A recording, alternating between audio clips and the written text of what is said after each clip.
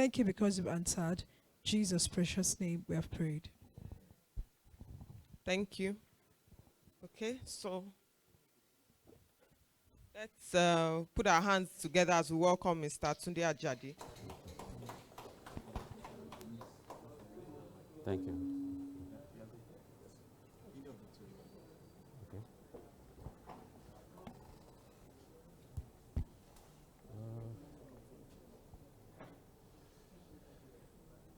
Good morning, everyone.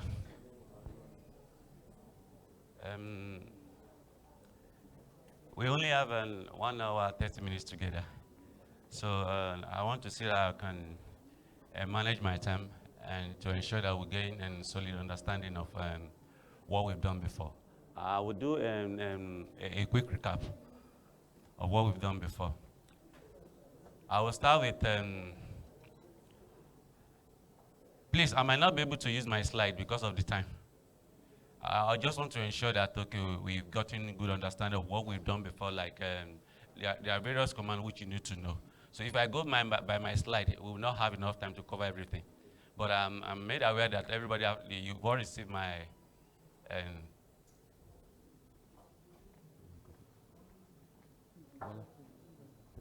received my slide. How many of you have his slide?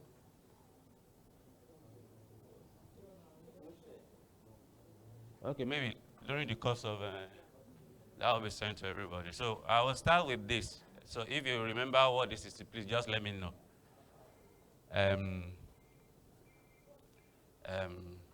LS, MV, CH mode, okay, MKDIR, and then okay, more card, and so on and so forth. What does this one mean? List. This one is this is MV. Sorry, it looks almost like R. This is MV. This is move. This is change mode. This one is make directory. Yeah, and this one is more. This is cat. Okay. What of this symbol? Pipe, correct. It's like feeding the output of one command into another. And then there's all these redirection symbol.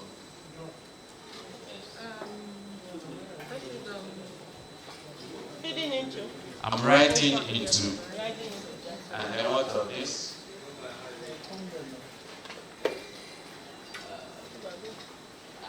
Append.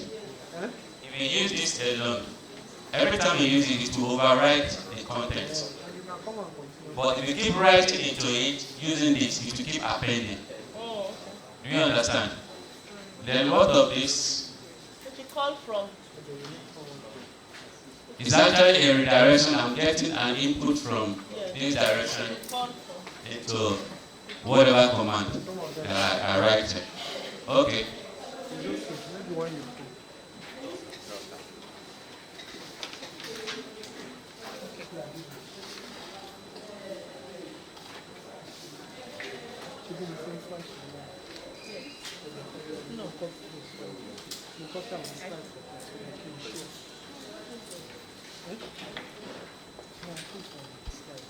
And then you have this for a file. If you do the LS one, you have this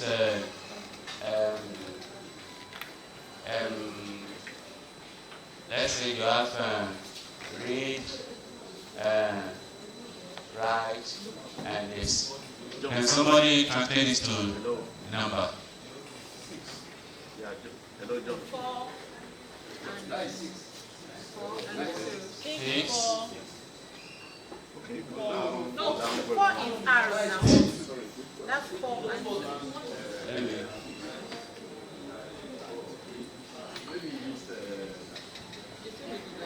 Again, please. This one is what? 4. Yeah, and that one is 2. This one is 2. Yeah. And this one is what? 0. That means everything is what? 6 altogether. So if you have a file that has this permission,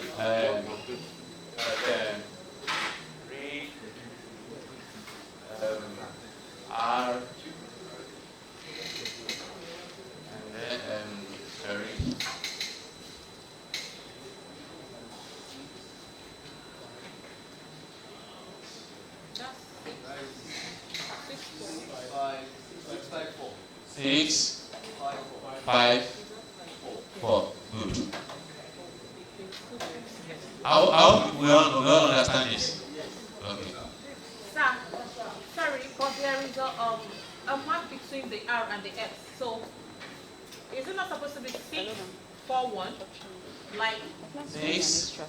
This is the R 4. with This is 4. Yes. This is 0. And this is 1. Okay. So for this one, it's just 4.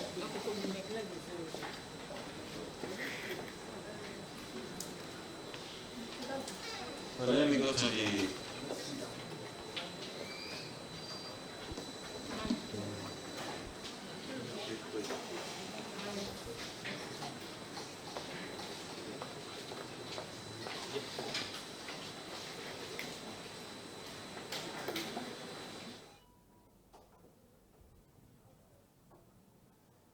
I hope this is visible. Should I increase the font size? Okay.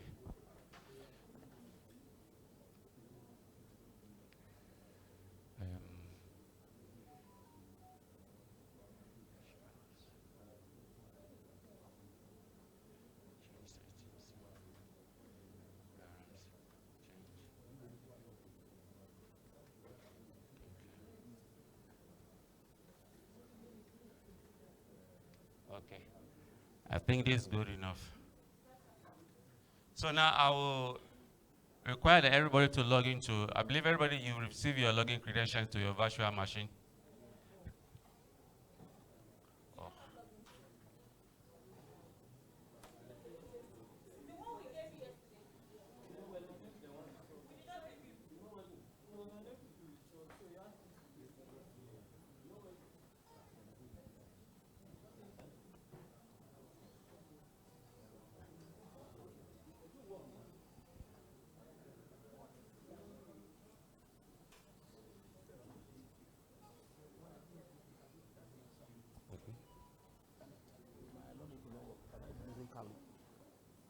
Anyone. I think. You don't even have to log in so far you have it on your.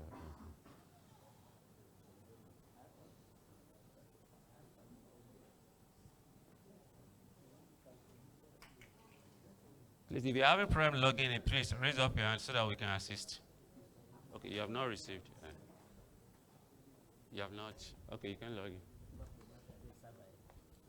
The funny aspect is that I still logged in yesterday night in my room. I logged in this morning in my room, but when I got here now, it's telling me to Linux. Okay, wait. Open the putty again.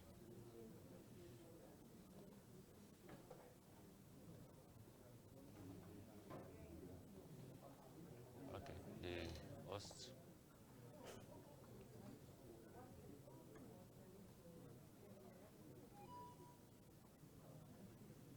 Wait, there's no dot. There's that. Okay, okay. I think it's my glasses. Open, right? Yeah. Okay. Username. 4VM4. Then password.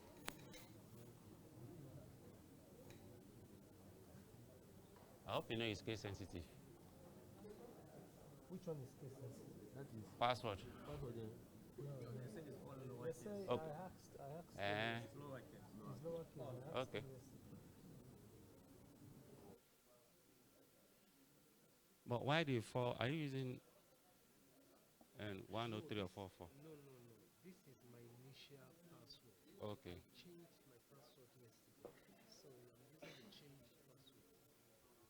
I think people are still having some issues. You can't log in. He's able to connect to the server, but he can't log in. Yes, I think the password is the problem. Eh? No, I don't know about the.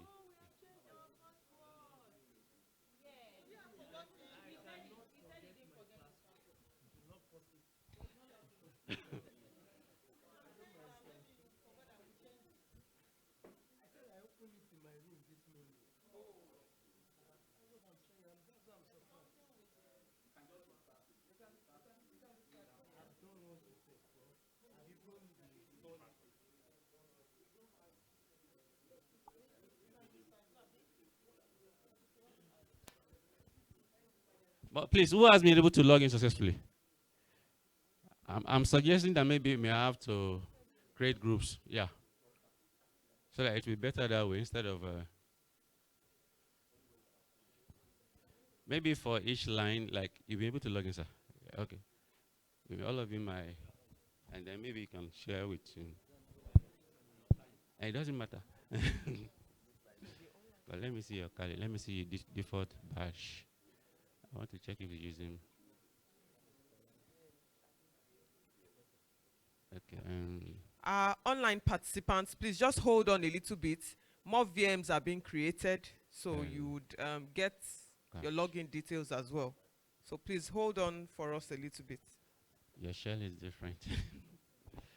For every command that you run, make sure you use. Okay, you have bash. So you just put bash in front. Your default and shell also is, for everyone, Mr. Tunde Ajadi's PowerPoint has been shared on the WhatsApp group, so you can refer to that. Yes. Your default, if you execute any script now, it's going to use this. But I don't want you to use this, so you have to put bash in front.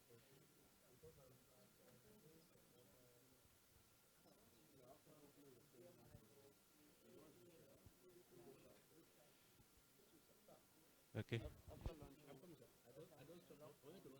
No, you can't run. That one doesn't mean bash. Then the file will bash lowercase bash, and then whatever file anything they after. Then they used to have okay. Okay, is this VM or the entire system is there? Okay, good. Okay, if that's the case, then I can use G. You must have gedit. Okay, you just create a file and touch. Let me just call it test.sh and then gedit to edit this file. Test.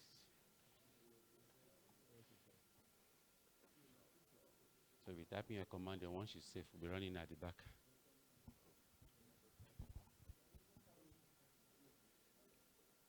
Hello. So please, can we proceed? Okay.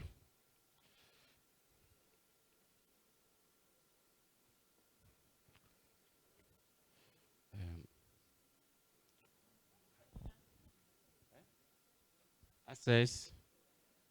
I don't. Please, because of the time, I will advise that we just yes, because of the time.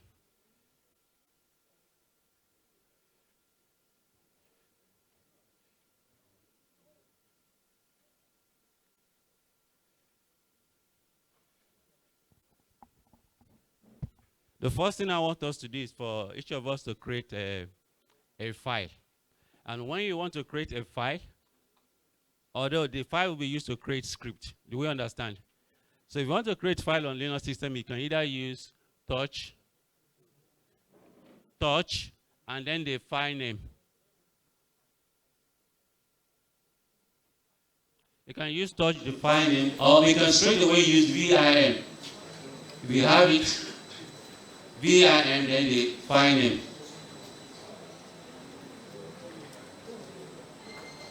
Alternatively, you can use nano, but I'm not a fan of nano.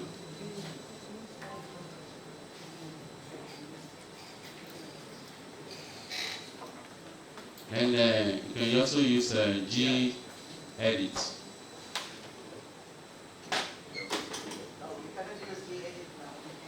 He said? No, I know he can use gedit because he has access to the GUI. So. If you're on the terminal, you can use this. Okay.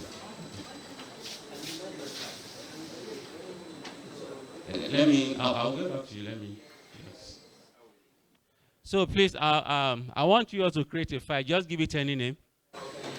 Use touch, give it any name, and then give it an extension. But no, I told you before, extension doesn't matter. But it's just for readability. Okay, this file is .sh. No, lowercase. Touch,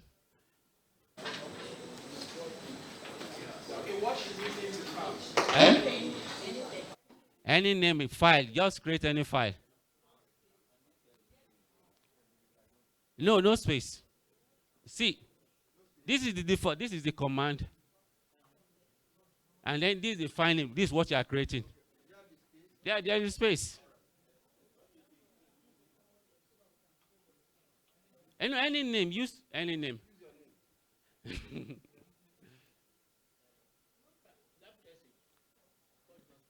Yes. Even you can call it anything, something dot anything. You can call it, okay. Sorry, you said? Command? Okay.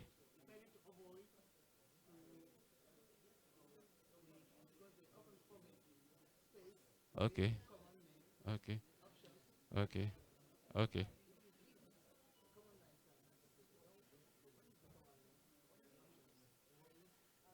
Okay.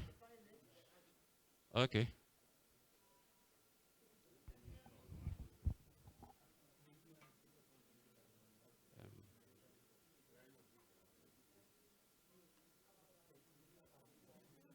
Sorry.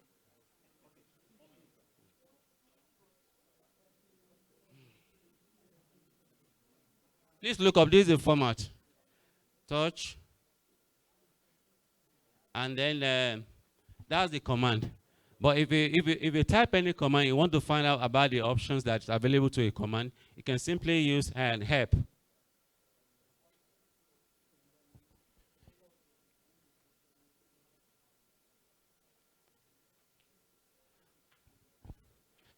You can see the problem I'm having here. Can somebody suggest a solution so that we're able to see exactly?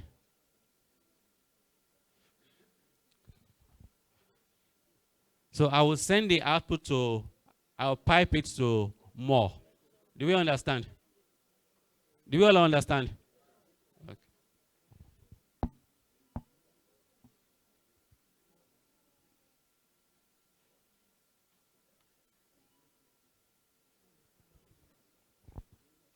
So this is the format: usage, touch, and then options, and then the file. Option. These are the options. Change only the access time. Do not create any file. All that.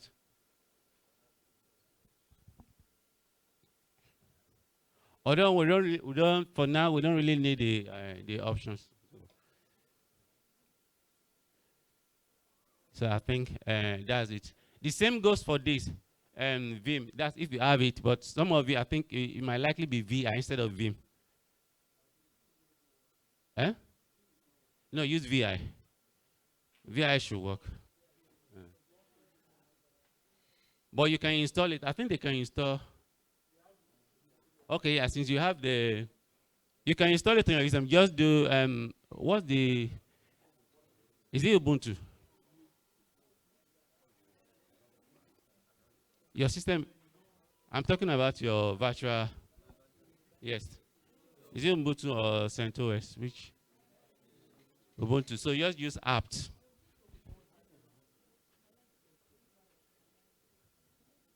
You use apt, install, and VIM. Apt, install, Vim. This one simply means it's going to have to usually install. So instead of doing that, just put yes. This one means yes. So this is optional. Apt, install, Vim.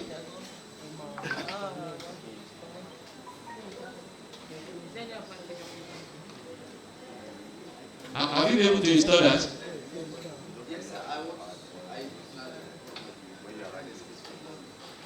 No, or if it does not allow you to install, I think you may need root access. They have the root access. They have the root access, okay. Okay, please, with this, please, attach, use sudo. Sudo apt install Vim.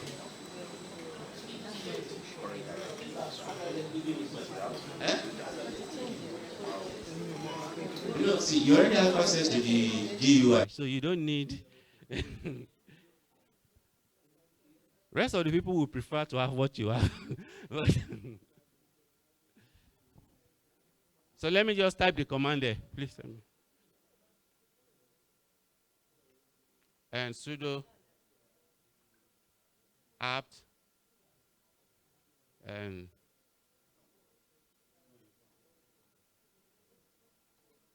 install Vim. And then this is optional.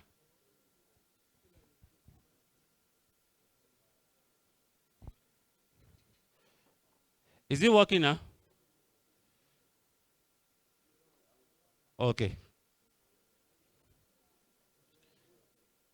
So after creating the file, we are going to write a simple script.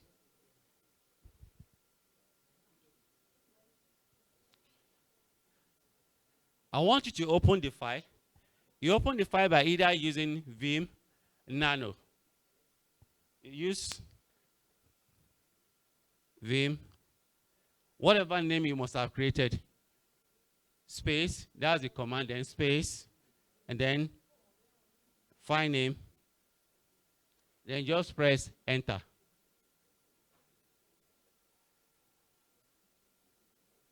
No, for your own, you use gedit. Yeah. Just press enter. No, it remembers what you have done before, so.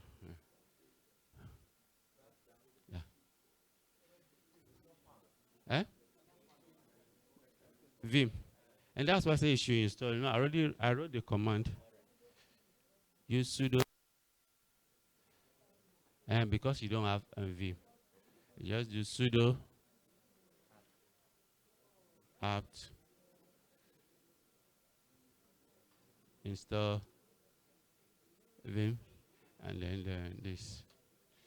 Type your password.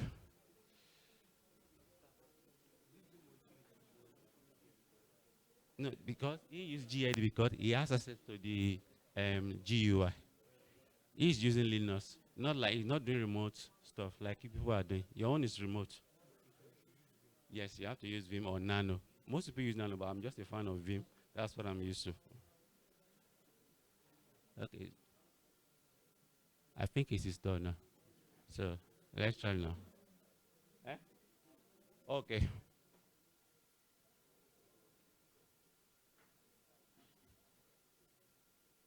This it doesn't do up. Okay.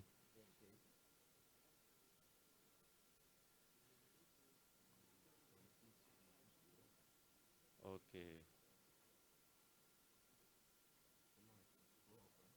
And to see what you've typed before. Wait, go back to Vim. Those commands you typed before. Vim, where you use it? Okay, back. Back down. Okay, yeah. If you enter it now, it's working now. Okay.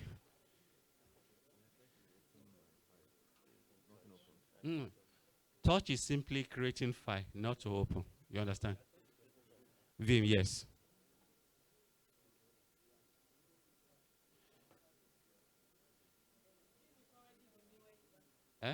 And that means it's there. Yes. Yes, if it's not there. It will tell you, just try it. If it's not there, it will let you know that you don't have Vim on your... No, there are two things. It's either you first create file, but if you use Vim, it will create the file and open it for you. 2 in 1. It will create the file and open it. Yes. File name there. But if you use touch, this one will only create file.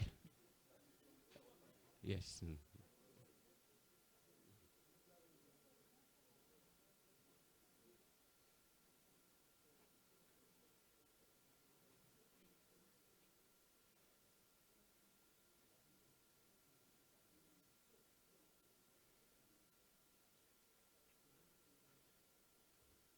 So we proceed from there. We've created file now. Mine is on filename.sh. That's the name of my file. But for you to work in Vim environment, you have to understand some commands. like if I'm using Vim, for me to enter anything, for it to be in the input mode, I have to press I. Once you press I, you will notice insert down here. Press I. You will notice insert. That means you can write now. But if you want to leave the insert mode, you just press escape. Do we understand? This one? Yes, yes. I gave this an extension. So you can please repeat that. For you to insert, just press I. Then for you to exit the mode, just press escape. Do you understand?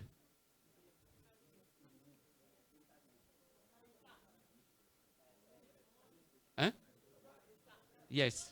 Once you press I, you will see insert. Now you can type anything there. Yes.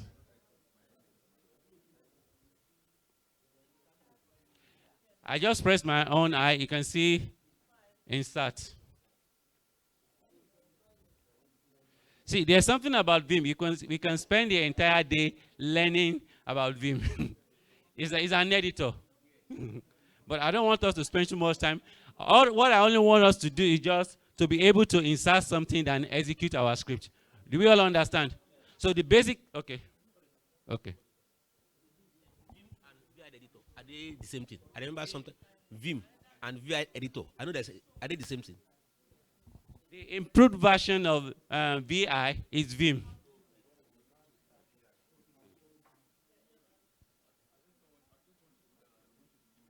Okay.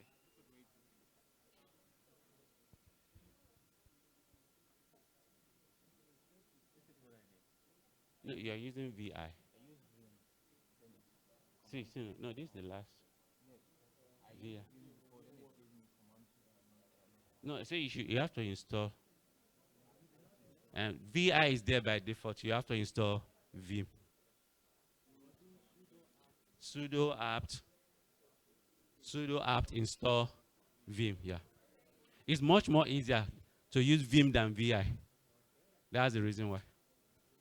You only need few commands to work with Vim, but VI, everything, there are so many options you have to keep pressing for everything you want to do. Yeah.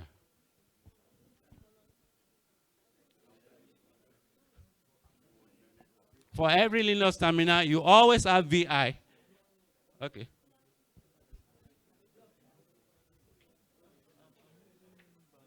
Okay. Okay, that's Vim. And that means Vim, then find name. And then press I, let's see. Press I. This. It's working.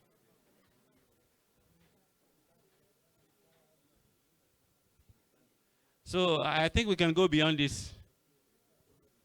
So pressing I, you are in insert mode now, so you can write anything. If you are using VI, you can equally use VI instead of Vim. But there are so many things you have to know using VI. But in the improved version of VI is Vim. By default, you have VI on your system. Do we all understand? So it's better to use Vim. But some people still prefer to use Nano. Nano.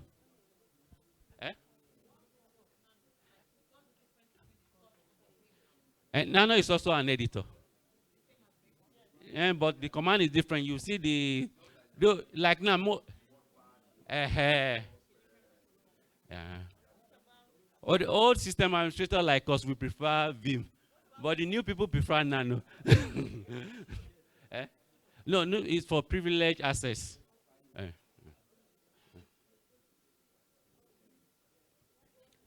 So from there, so now I'm in the insert mode now. So let me just do something like echo.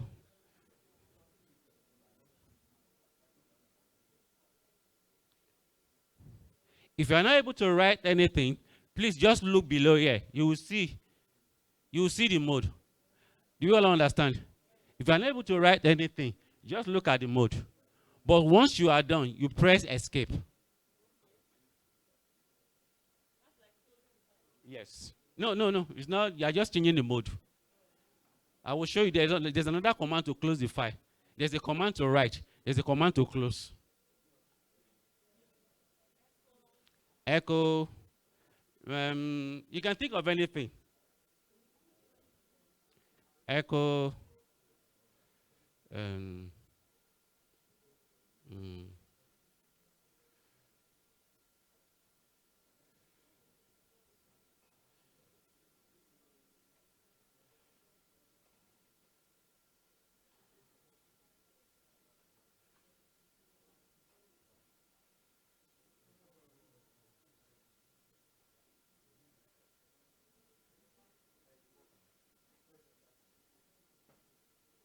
Now look at this simple command. Because please pay attention to this thing. You know, I told you something about Shaban yesterday. Shaban makes that for every script you've written, you've already assigned an interpreter.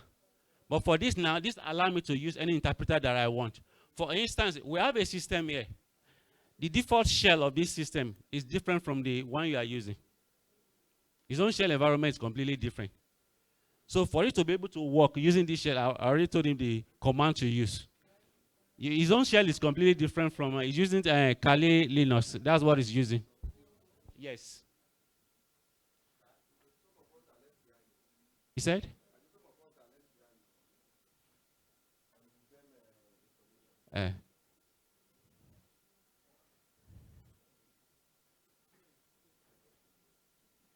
I'm coming, let me just show. So this is just a simple command. This one made an echo print. Yeah, echo print. No, I told you Linux scripting is all about commands. You are putting several commands together. So you need to know a lot of commands. Do we all understand? So I've just a simple command, and you can even type this one on your, what's it called, on your terminal, even before moving into your whatever you call your script. You can just type this one, echo. That means write today's date is. But you will notice, I called this one what yesterday? No. Notice something there.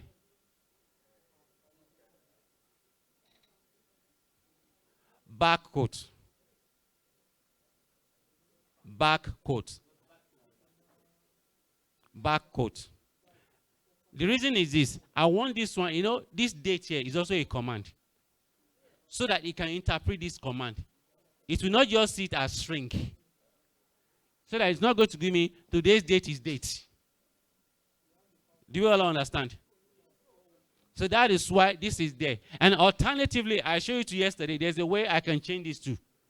There's another one.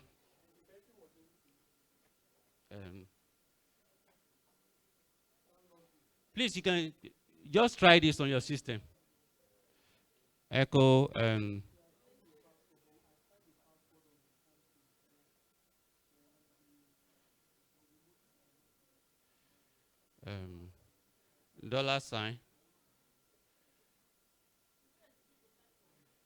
No, I will save both of them together. They will execute.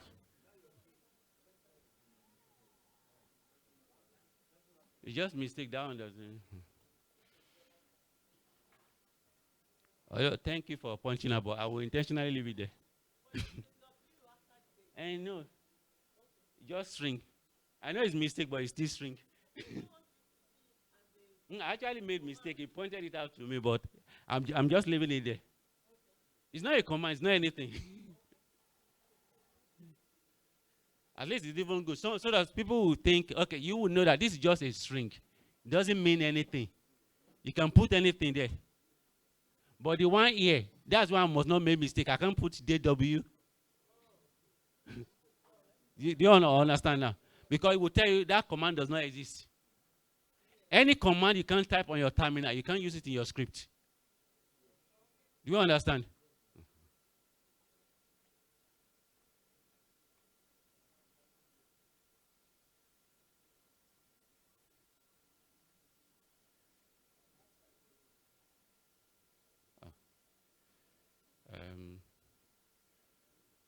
Okay. So I have two commands here. This is the first one. This is the second one. I'm going to save it now. How do I save? Using Vim. First of all, I have to leave the mode.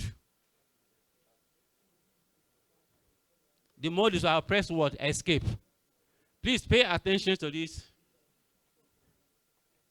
Pay attention to this area. Once I do escape, I can write again. Do you understand? But if I want to write again, I still have to press what? Again. So now, if I want to now close, you press colon.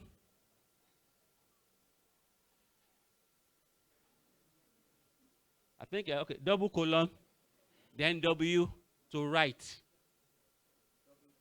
Yes. W to write. But if I also want to just write and close, do you understand? I will use colon W Q.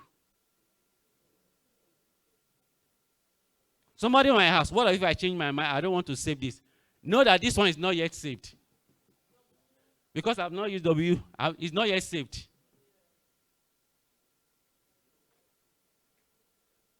So it's like I'm using two commands together. This one means, W means write. When it's done writing, it should quit.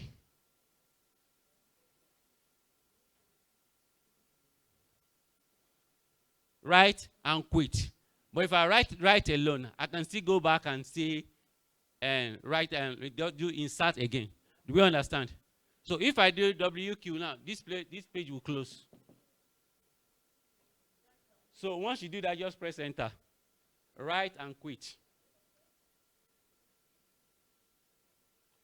Now I have some content in my file.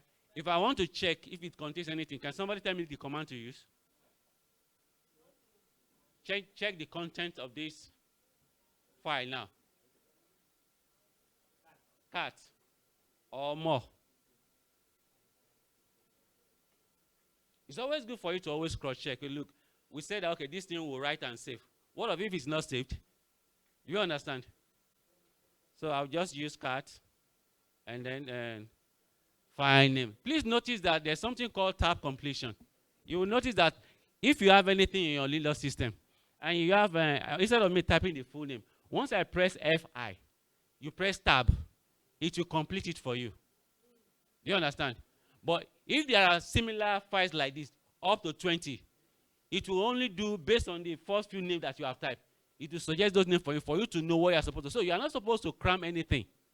Do you all understand?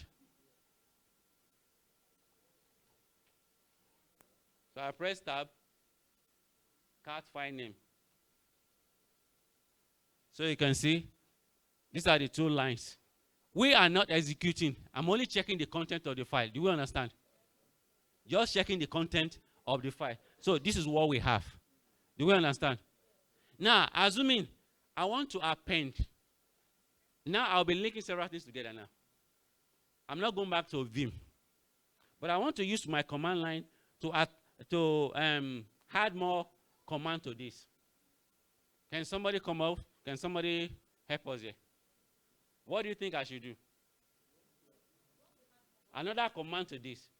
But I want to use command line. Okay. You want to add Another command? another command? Yes. Yes. Please let them.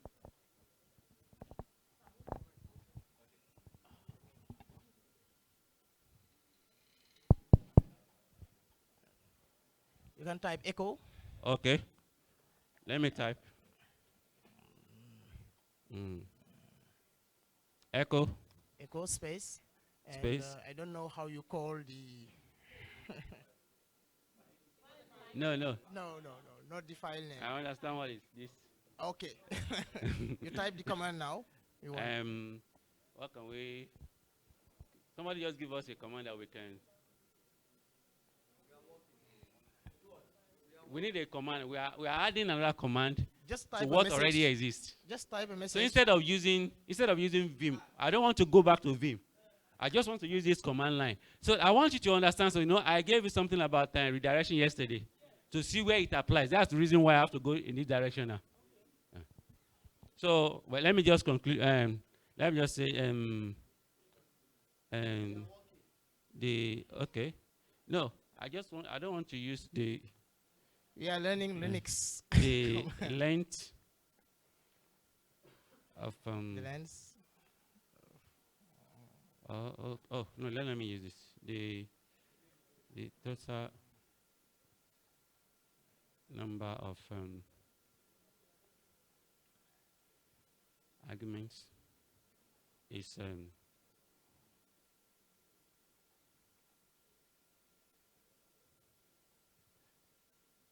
okay,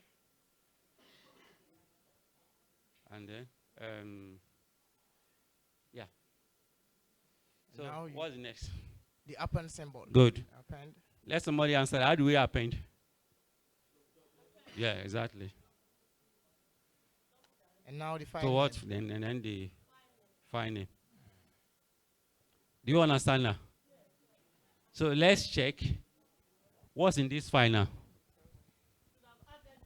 It will have added this. So cat final. Can you see now? The total number of argument is, though I didn't write 0. The total number of arguments. I don't know whether you've written something whereby using this terminal, you write command and you have several options. They are sometimes called an argument. Do you understand?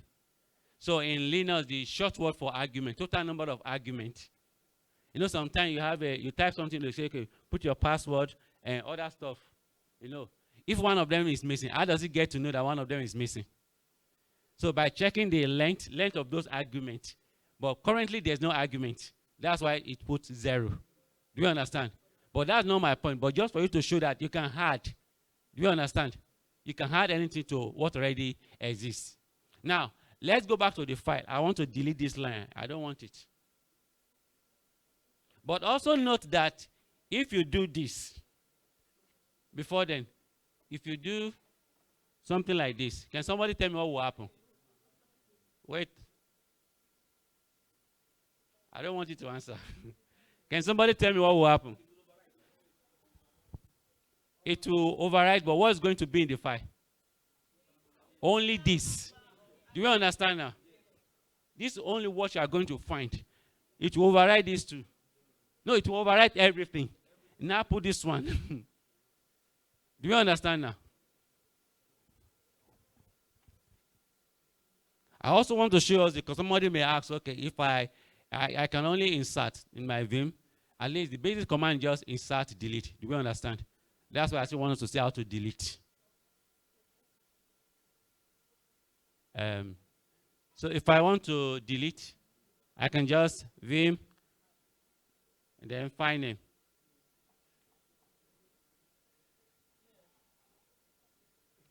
Then what do I want to delete?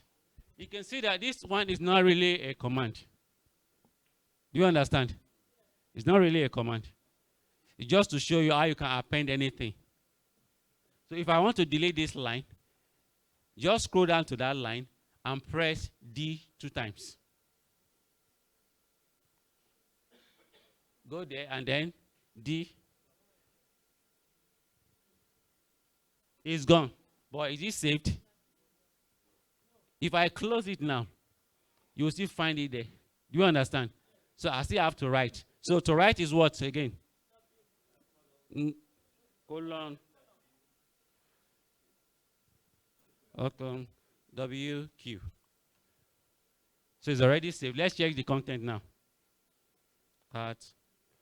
Find name. So we have this now. Now let's go to executing the script. I want to execute the script. This. I intentionally want to make mistake. That you correct me. Is that? I don't want you to. That's where I'm going. That's what I said. I want to make mistake. File name.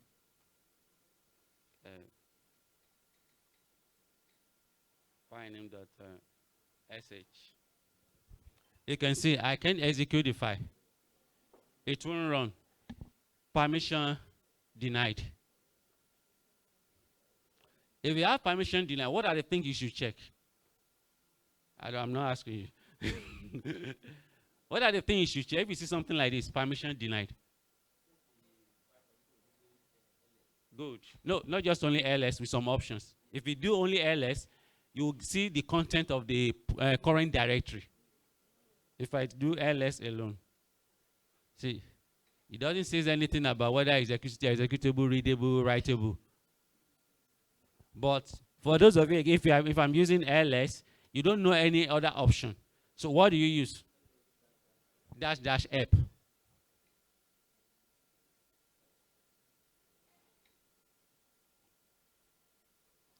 Although it's the size is bigger than the page size, you can pipe it to more for you to see.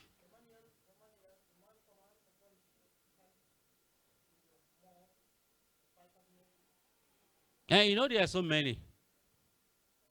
There are so many, and I think less, more, head.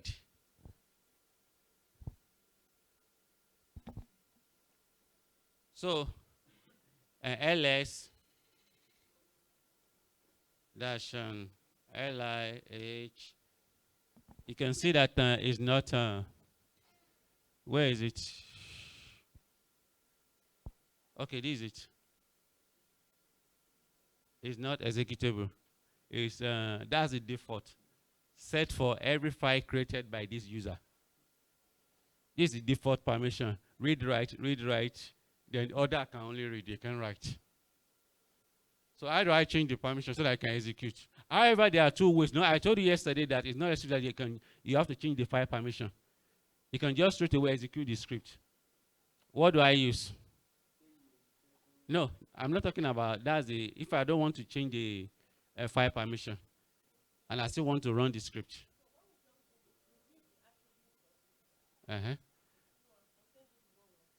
Yes. I can simply just use, because I'm using my default shell for this is bash. I can just use bash and then file name.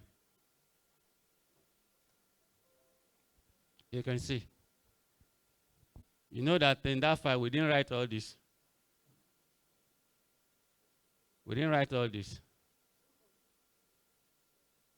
Today's date is Wednesday. Do you understand? Yes. Is it now? No, we didn't write this one down.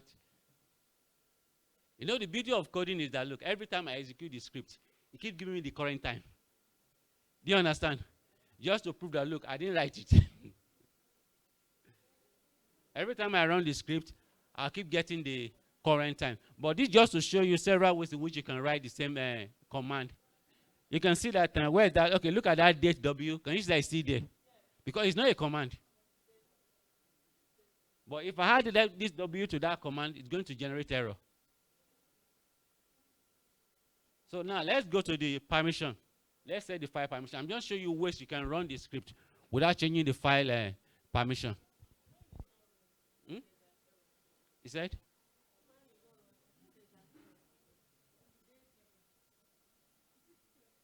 No, maybe you didn't use barcode. Back is different from that single quote. Barcode is different from single quote. Do you understand? Barcode is different from single quote. If you use single quote, you're only going to get date. I think that's the problem with the. So I need somebody to help me. How do I change the file permission? What do I do? Yeah, CH, and just to change the file permission. CH.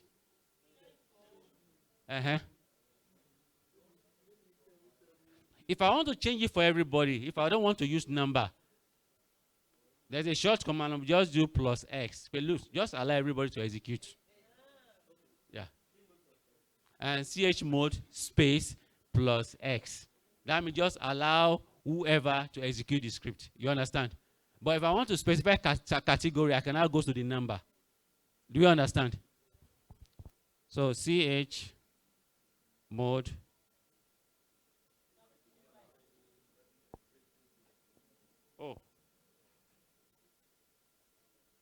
chmod plus X and then finding. So if you go back to check the file permission, and you will see, you can see that it has added XXX for everybody. And now I can run the script. But please remember that I told you that dot, this command.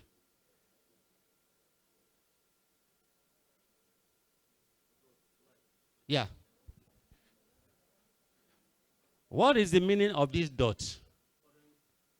Your current shell. Your current shell. Your shell environment. That is what it means, this dot. This way for me to execute. And how do I check my current shell? Somebody can help me with that. How do I check my current shell?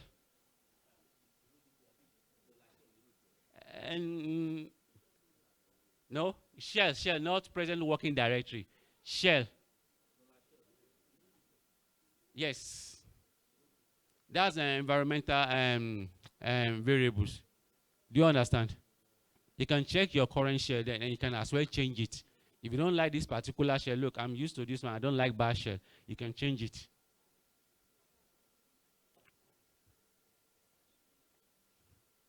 My current shell is echo, then dollar shell.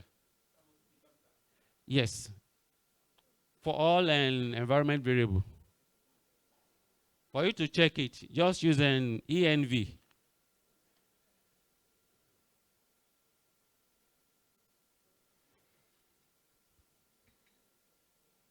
I think there's delay here, but it's already showing here. Okay, see them.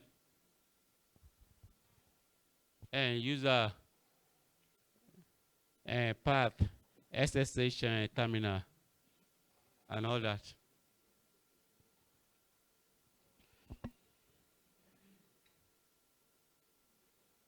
So, running the script again. Okay, using my slash and file name, you can see that it works now. Now, there are things I want you to notice, like I want to execute a file. There are options that maybe there are options before this file is run that look, if somebody, you are requesting somebody before they can run this script, please, I want you to put some arguments. Do you understand? Like now, okay, before you can write this script, maybe it's asking you a question, something interactive. Do you understand? Like some of you have seen where you try to log into remote servers. You are using SSH. You will see something like my -p, that's the password, or let's say my SQL, or it will ask even the host IP address. Those are the arguments. Now, how do I know? Like, okay, no, I want to avoid error. I've written a script, but I want to be sure this guy put all the necessary arguments. Do you understand? Although that is in the my what's it called? My PowerPoint presentation, you will see it there.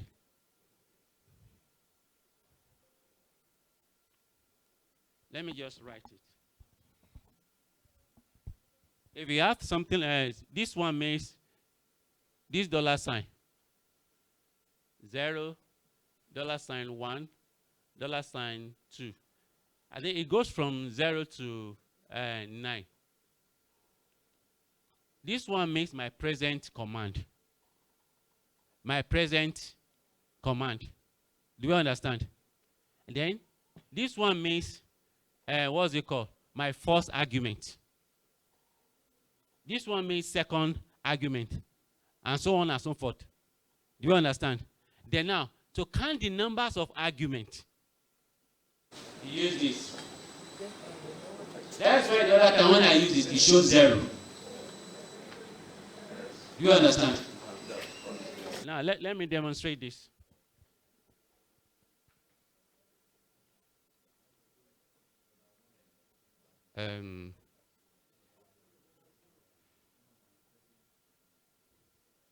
I will open the .file name, vim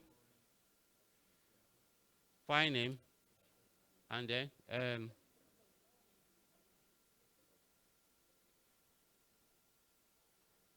I'm adding another command, echo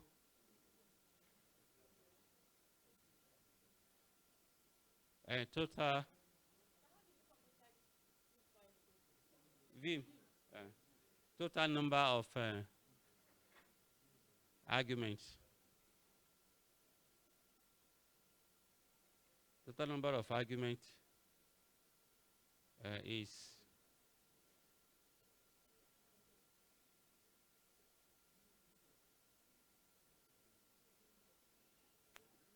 no. Okay.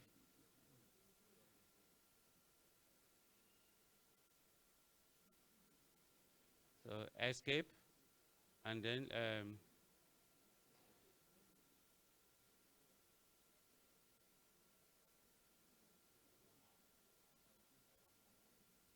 now before I close it, the total number of arguments is this. Very soon we'll move to using if else, and for loops, while loops, and case statement. This one means total number of arguments. So I'll save it. Now I will run the script again. I'll say Olatunde 3, 4. Look at all this. What does this do? These are the arguments I'm talking about. Do you understand? And if you count the number of arguments attached to this script, how many? 1, 2, 3, 4. Do you understand? 1, 2, 3, 4. That's why when you execute some script, they will tell you, please, they need this information, you've not put this argument. So I have 4 here, but how do I count them? As somebody who writes script, you should be able to check all this to be sure that you do not get any error when you write your script. So let me it's supposed to give me total number of arguments. Can you see? The total number of arguments is what? 4. Assuming I want to pick one of them, maybe I want to pick argument 2, argument 1. This is what you use. Do you understand? This one refers to argument 1. This one argument 2. But if you want the total, if you want to see all the arguments, you use this $@ to get all the arguments.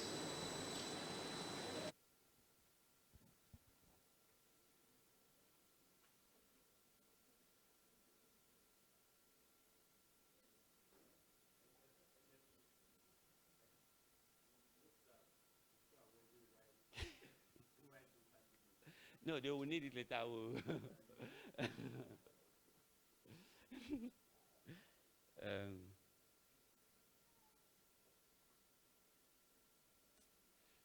Vim and file name. Now.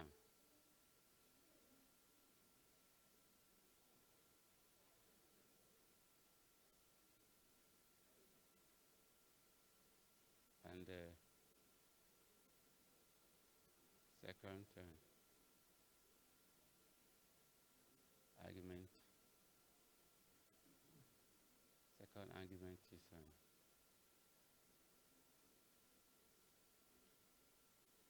I just changed the script. I said total number of argument is this. And then to get the second argument, You should print out for me to show how you pick each of those arguments. Or some people call me, let me use the word parameter. Maybe that sounds familiar. Maybe that sounds familiar. If I want to pick any of those, do you understand? I use this sign. Okay, I'm getting the first argument. Do you understand? This is the total number.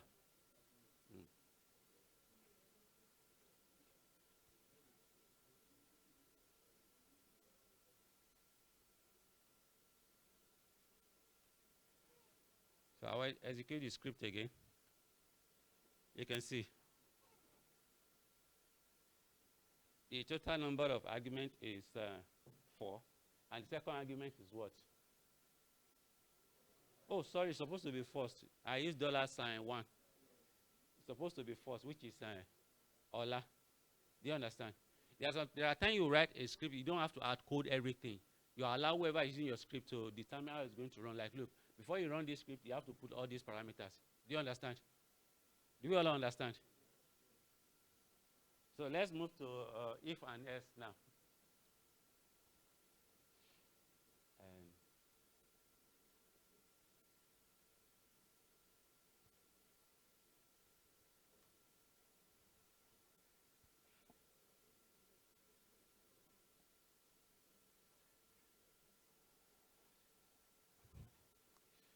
V is equals to 10.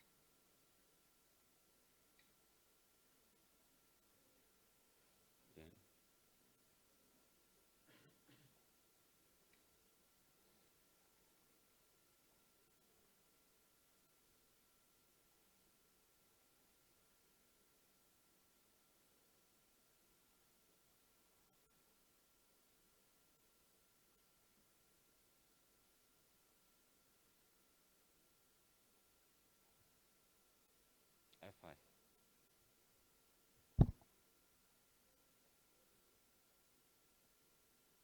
We use an if statement to check maybe a variable, anything in the system. You're writing script, but this is just the syntax. I'm collaborating. You will see it in my PowerPoint presentation. You will see the syntax there. So use if statement. Like I'm checking something out. This is a variable. I've created a variable. I assigned what? 10 into it. But please pay attention to when you are assigning a value to a variable, there is no space. If you do v is equals to space 10, it's different from v equals to 10. In other programming language like Python, Java, they allow that. I can give as many space as I want. It will still interpret it.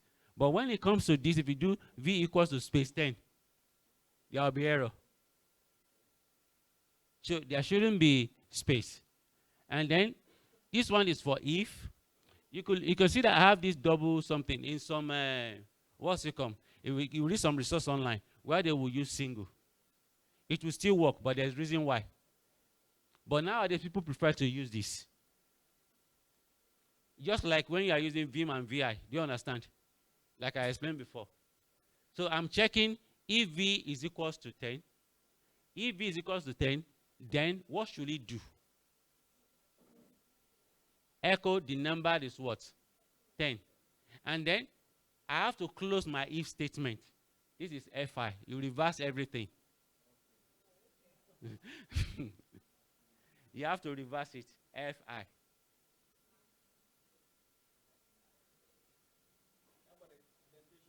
Eh? No. This is not like Python. You know, in Python, indentation matters.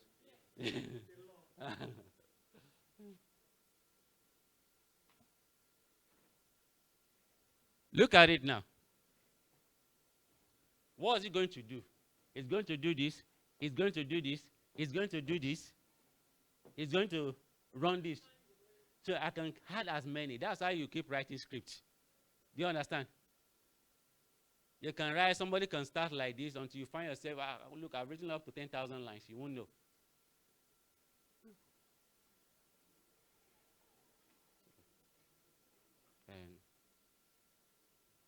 And escape, then WQ. So let's run it.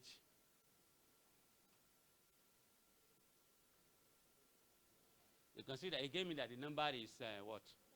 The number is 10. Yes.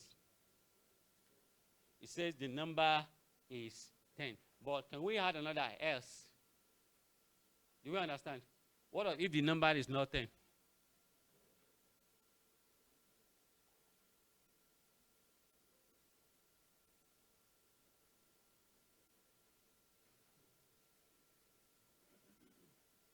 S.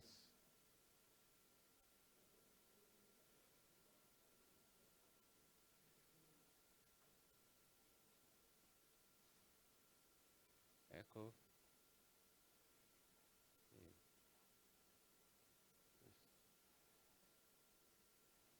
Not, let me just.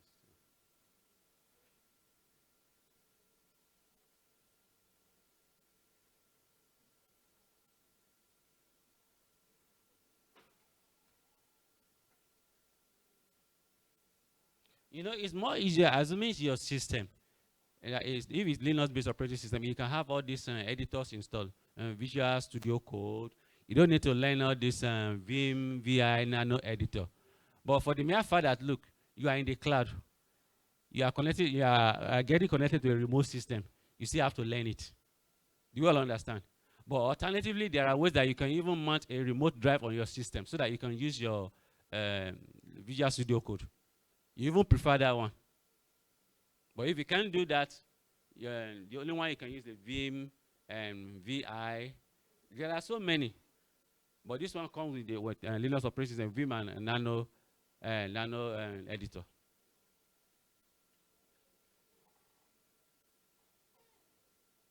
Oh, I've forgotten that.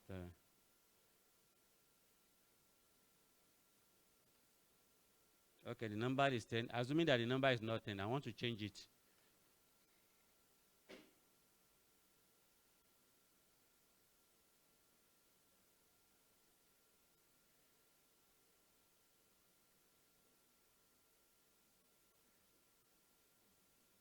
Escape.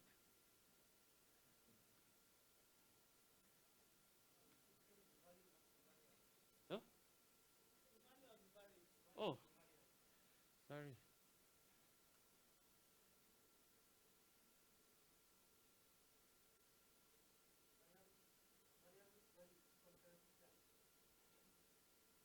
No, I've changed it.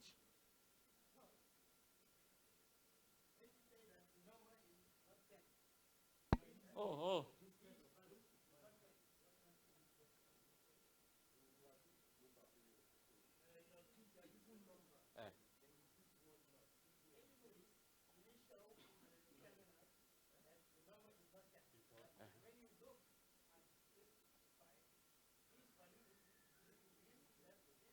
You know, it's like I've hard coded this. You get to a point where you'll be asked like, please read this value. It's going to ask you a question and input a value. It's just because I've hard coded this. That's just the reason. I could have put something like read a value, make it interactive. Yeah. Okay. Okay.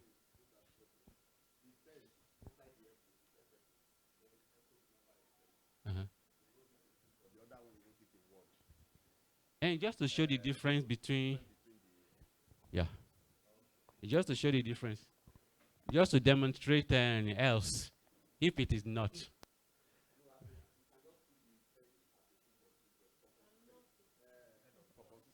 Okay.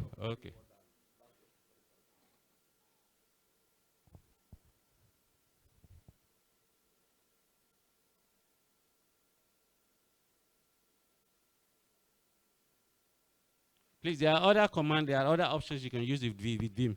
It's just I only think with just only insert and then the other one that is DD. I think it should be good using Vim. You understand? For you to scroll to, assuming you have 10,000 lines of code, there are other key options that you can press that it will go to the exact line. Do you understand? And if you are using VI now, or for you to delete, you have to press A. Do you understand? But in Vim, I can use that just I to do so many things.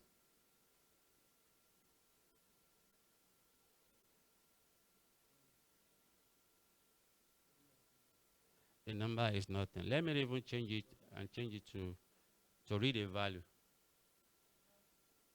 And read.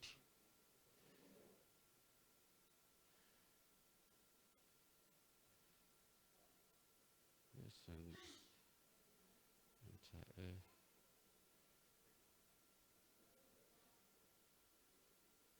Yes, enter a number.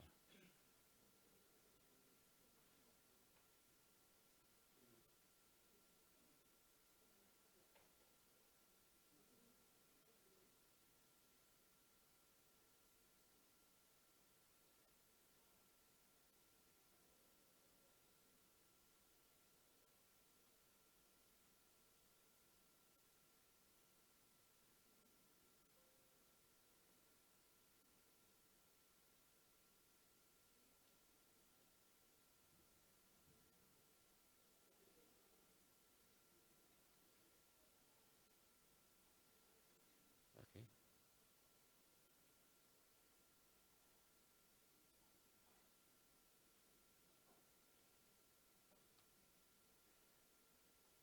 Now, I've made it interactive. Now, it's asking me, please enter a number. Oh, I made a mistake in the code, you know.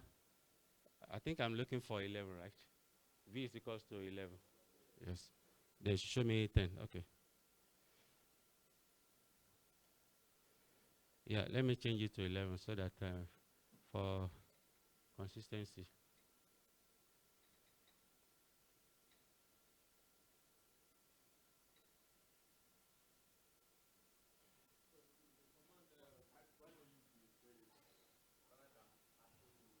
No. I'm reading now. It's not hard coded now. I'm reading to this number. This is just this for read command. This is an option. This is a prompt. Please enter number. I could have just said something like echo, please enter number. I'll just simply read. I'll just put number. You understand? But you can use single line to do both. So this make it interactive. You understand?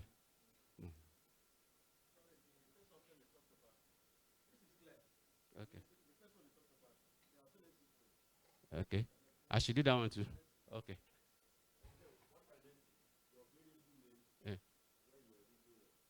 Uh. Oh, I've seen it. Sorry. Thank you, sir.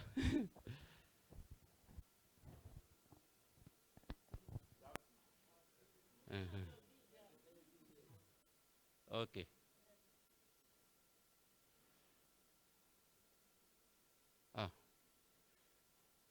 I still want you to notice something, please. Anytime you want to do check, if this is too close to this, you are going to get the behavior will be different. For this, using if, look at the space here, and look at this one too. There is space.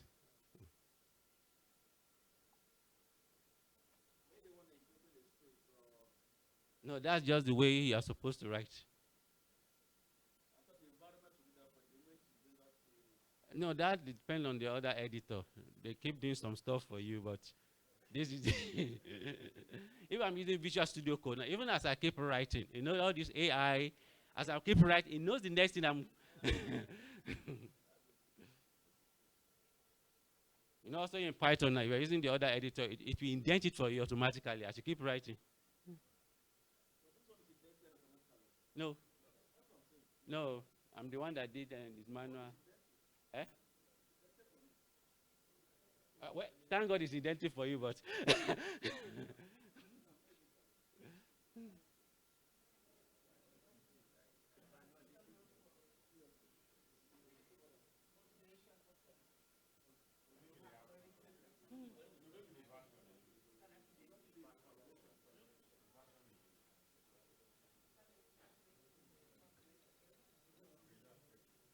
please notice something.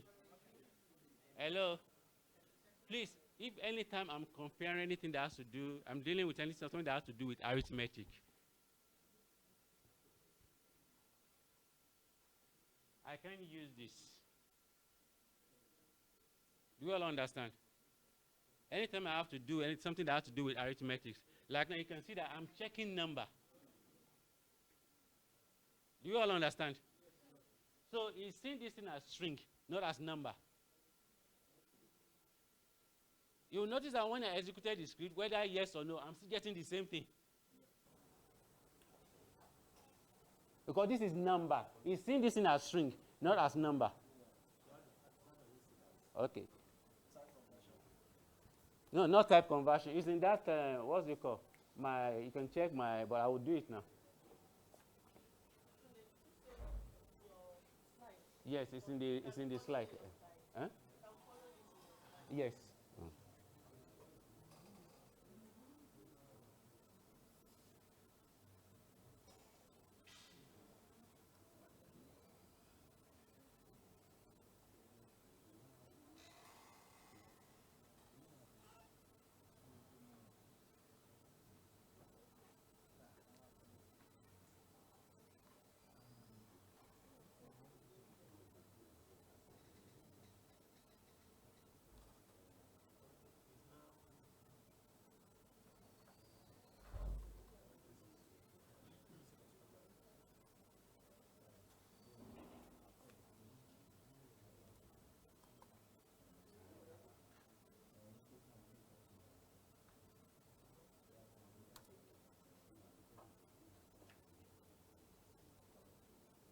Okay, please enter. Yeah. So it's working now. Do you want me to explain this again? I saw that you changed the Yeah. bracket to parentheses. Yes. Is that what makes the difference? Yeah, if I'm dealing with anything that's arithmetic, this is what you use. You understand? Otherwise, this number is not, because I'm comparing, okay, look, is this thing a number? As an integer.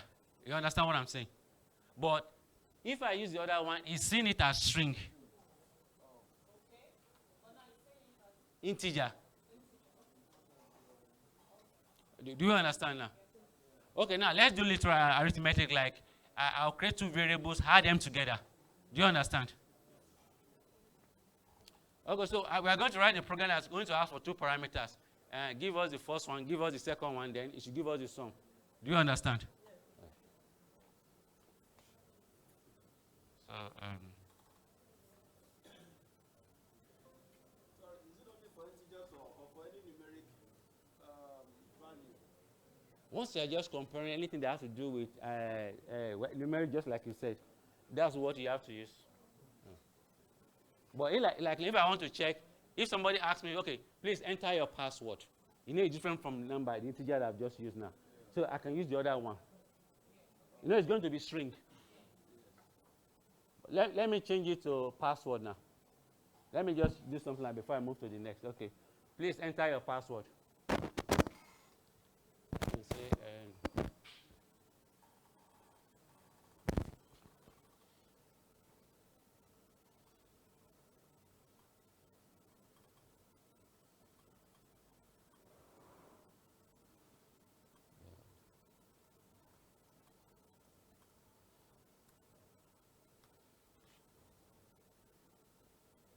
please enter your name.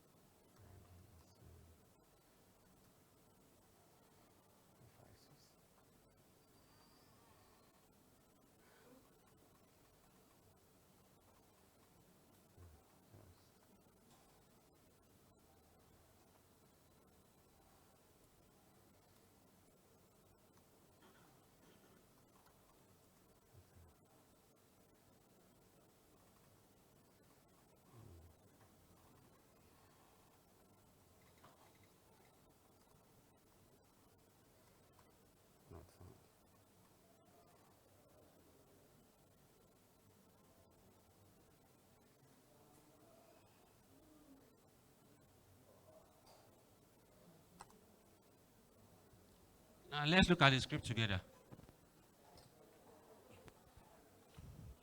You know, we are reading 2 times. We said for this one, please enter your name. We store it where? And then read again. Your password is stored here. Even though I'm not using the password, I'm just to demonstrate how you can obtain 2, and you can request for information that you can store in 2 of them. Though I'm not using the password currently. And I said, if username is equals to this, do you understand? Then you should do this. Your ID is. But if not, username not found. That is, if I enter something different from Olatunde, do you understand?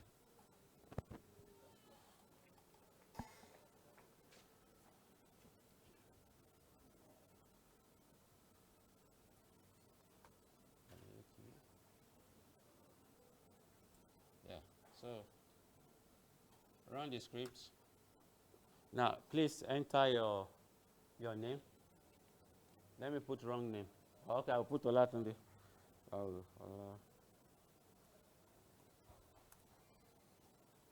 Your password.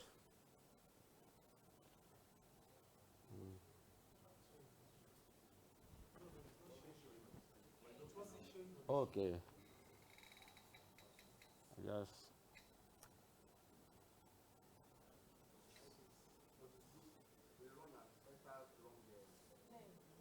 Eh? Okay.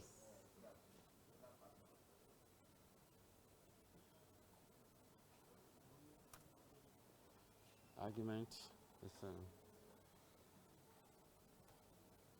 IO.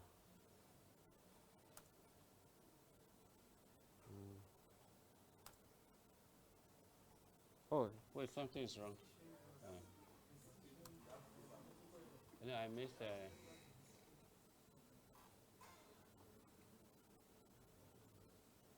If username is equals to this, your ID.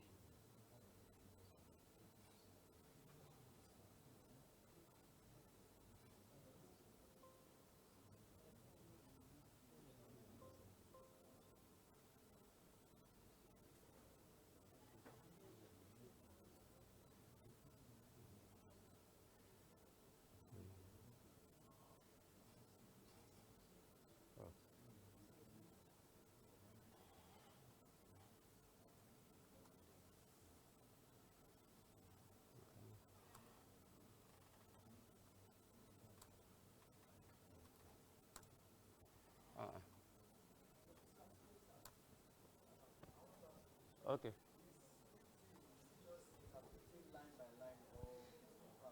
You said? Okay. No, it interprets line by. It interprets line by line but for a line like this, it's seen as a statement.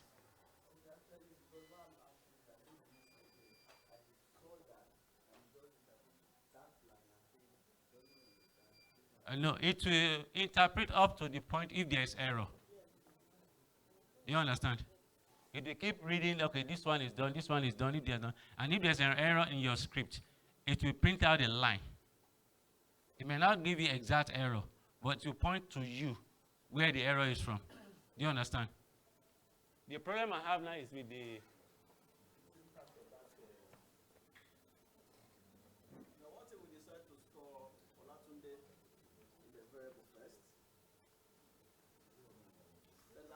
outside this loop now, after this block, we declared that we store Olatunde in username somewhere above before the username is key. These are username. We now compare what has been stored and what is. Okay, to be sure. Yes. Okay, I understand one. You know what he's saying is this. At times, maybe at the point of reading, maybe there's something like carriage return being attached to Olatunde. Do you all understand? Like now, I'm reading a username. The moment I press enter, there's something called like is it forward N or back something like this. is being attached to the string. You understand what I'm saying? So what is seen is different.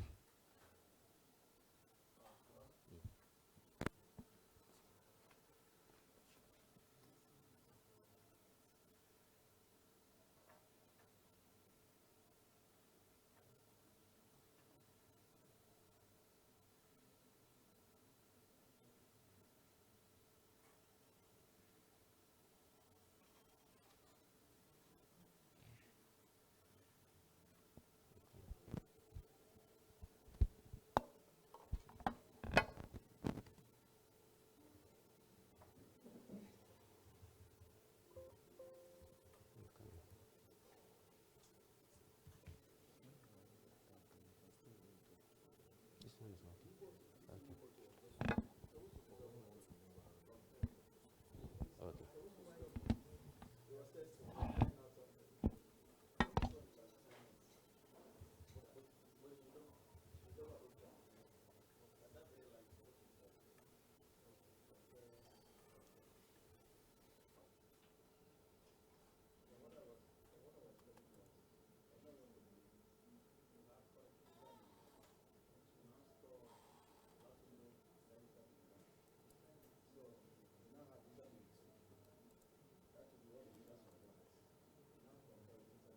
Okay. Okay.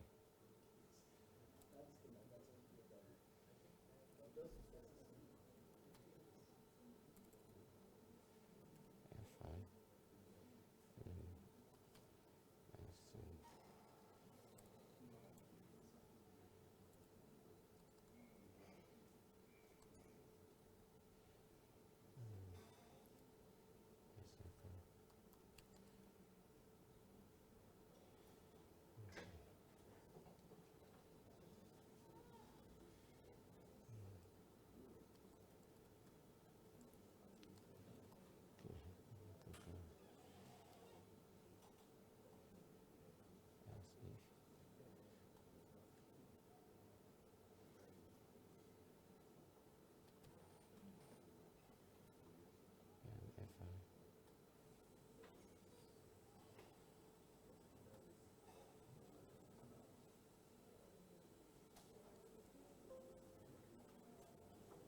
Off.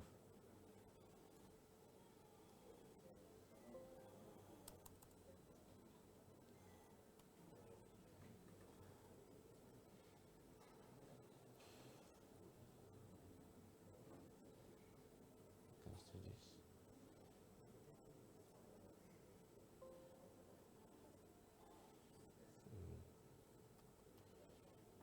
This one.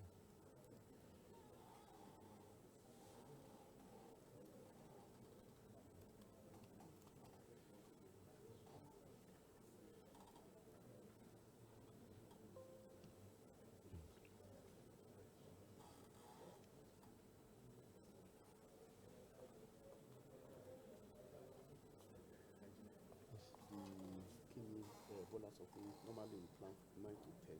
Okay. Then we are 50 break by 10 to 10:30. Okay. Currently now it's almost 11. It's 10:48. So we are Shema because that remote is meant to start by 11:30. Okay. So that means whatever schedule 11, everything you want to do you can do it till 11, so that we have tea break from 11 to 11:30. Then that can start. Okay. Okay. Okay. Any method interfere? Just I still have why. Okay. Then case statements. Okay. But although it's in the slide. it's in the slide. Because we have already covered it. It's just to keep appending to this now. Okay. As in, we just want to extend the conditional statement. Yes. Beside this, I think by 11, you can help by 11. Okay. Then from 11 to 11:30, Okay. Then that it can now start by 11. Okay. Any question and answer or no need here is interactive It's already. interactive. Yes. Asking questions.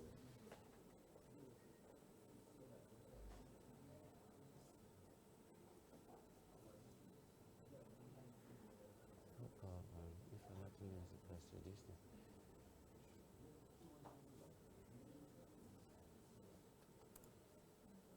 Okay.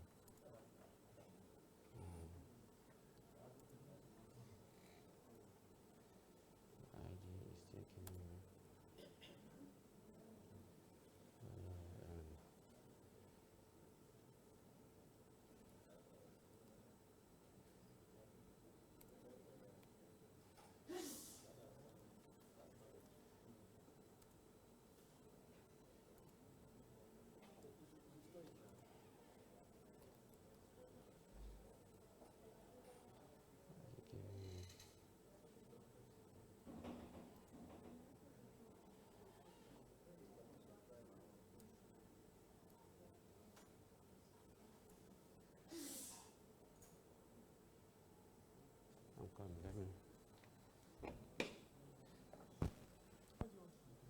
Where's my?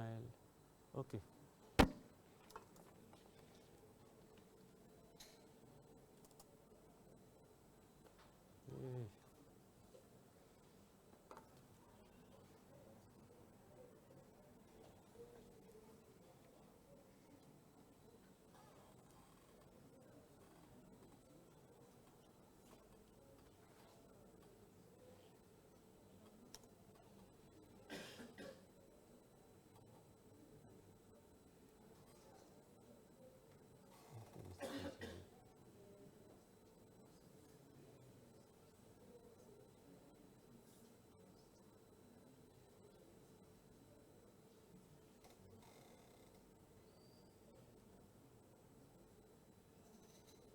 Yeah.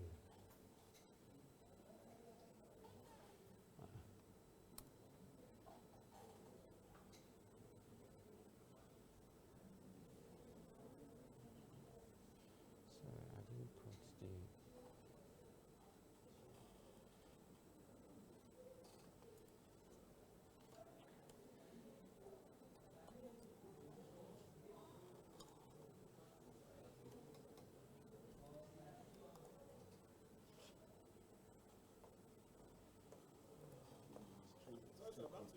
String comparison.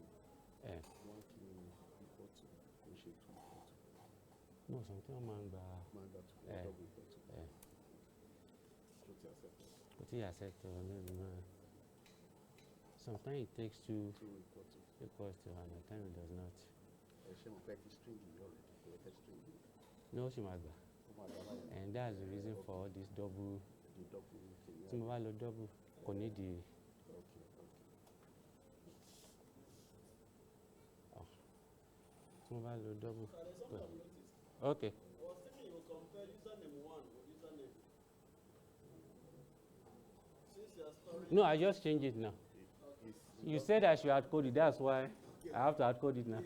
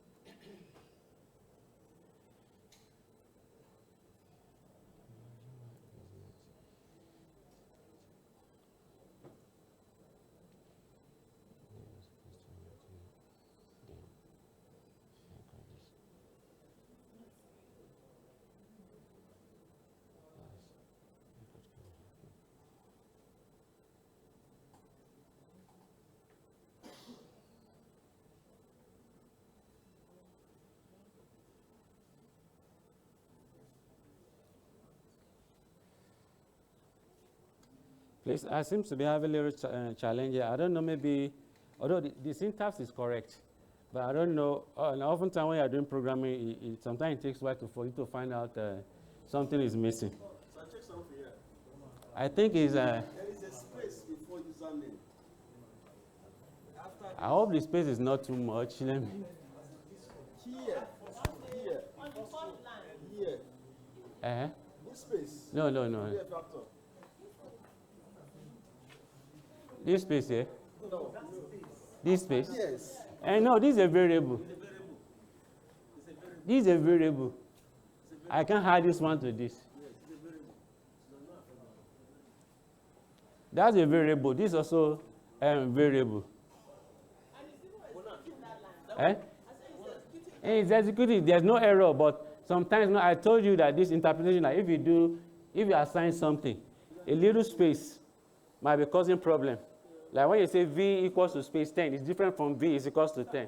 So what's that? Eh? No, the output is not, it's supposed to give me can't help. Can't help. It's not executing this line. What's that? This and this are the same. Eh? Olatunde. Username is Olatunde, and this, they are the same. So it must always be yes. I just changed it now. Okay, just change it now. Well, okay, I think you are saying something. These are the same thing. So definitely these are the same. It must exclude this, not this. Okay, I'm not using the other variable again. Yes, now, I don't need that.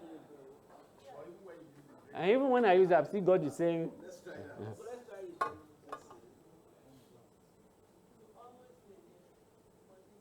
it. Let me change it to L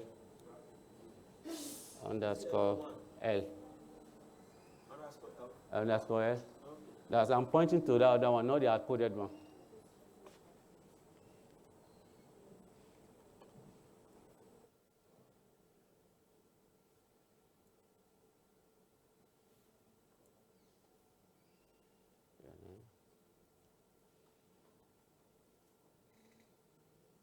You see?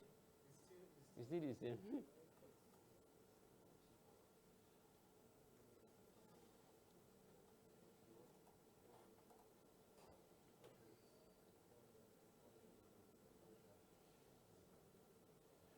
I'm supposed to round up in 11. So I will make sure that I fix this. I'll just hang somewhere so that I can just push it to everybody to see.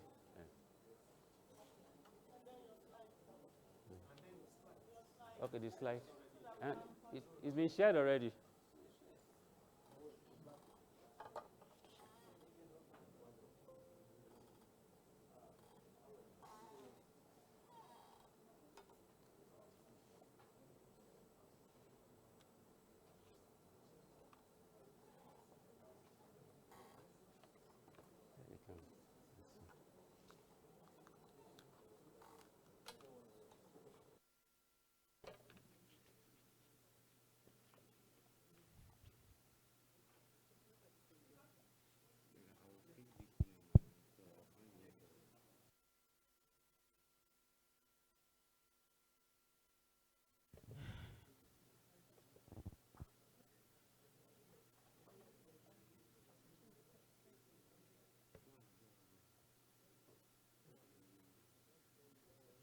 Okay, so at this time we should go for a tea break and then return in 30 minutes to continue with, to start another session. So we can take a little break right now, 30 minutes. So we can go downstairs and have the tea break, something small.